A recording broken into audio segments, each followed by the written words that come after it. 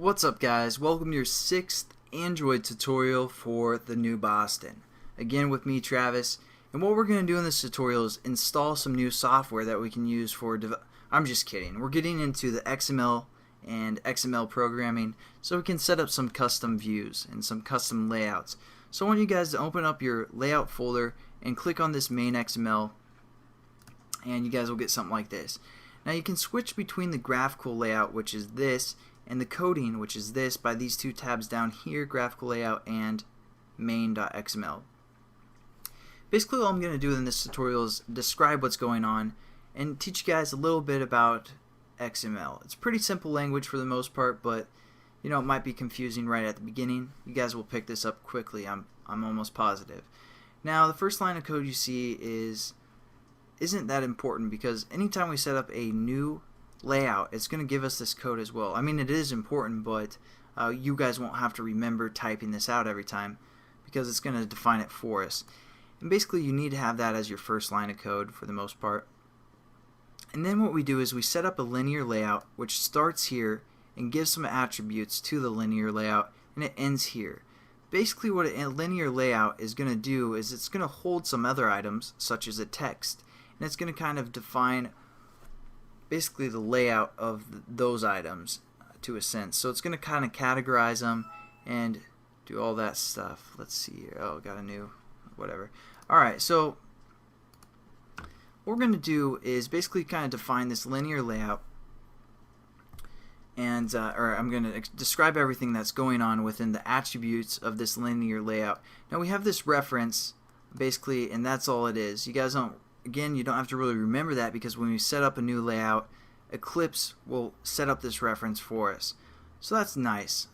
Nice and pretty for new programmers, where you guys don't have to remember the actual file path and type that out each time. And then the next thing that we have is the orientation of our linear layout, which is set to vertical. I was messing around with it, and so that's why it's changed.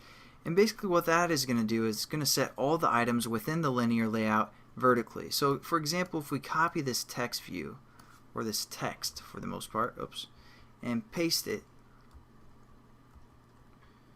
twice, since I cut it instead of copied it.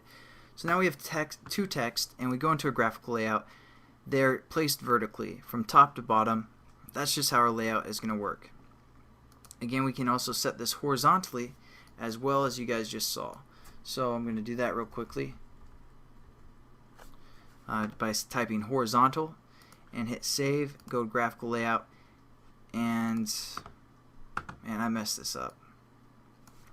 Alright, but you guys should have fill parent. Again, I was playing around with this as well, but just kind of wanted to show you guys what is going on, so that's why I'm doing it this way. Save that, and then we go into a graphical layout, and you're like, where's that other text view? And basically what's happening is being pushed off the screen right here. And I'll explain why that's happening in a second. As you guys just saw, I kind of changed the code, but that's how you guys should have your setup, because you wouldn't have that changed code. So basically now we're also adding two more attributes to this layout. Basically we're setting the parameters of how big this layout is. And what the parameters are, well, the width is going to fill the parent, so it's going to take everything that's available for the width, so the whole screen's width for the most part. And same with the height, it's going to take all the height that is available to it, and it's going to set that as its basically that's its attributes, or its parameters for the most part. So there you go, you have your linear layout set up, taking the whole screen and set to a horizontal orientation. Now within here we have our text view, which is basically just the text, and again pretty much the same line of codes for these first two. Layout width, we have that fill parent, and as you saw I changed this to something like wrap content is the other option you can do. And basically this is going to wrap the content of the text, whatever text we have available. So then now if we switch to graphical layout, you can see the pretty much the parameters of this text view is wrapping the content of the text.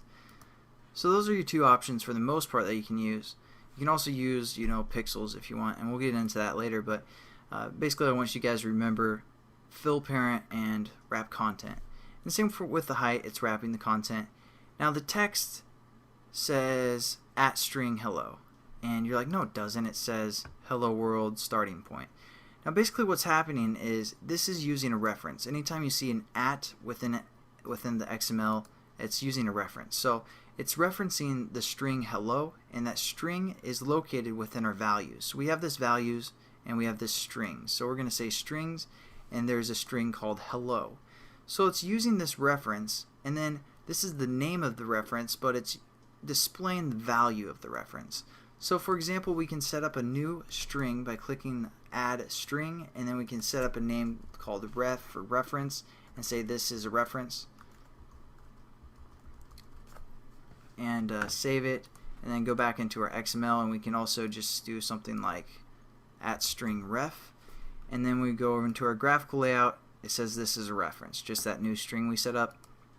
The alternative is you can also just type.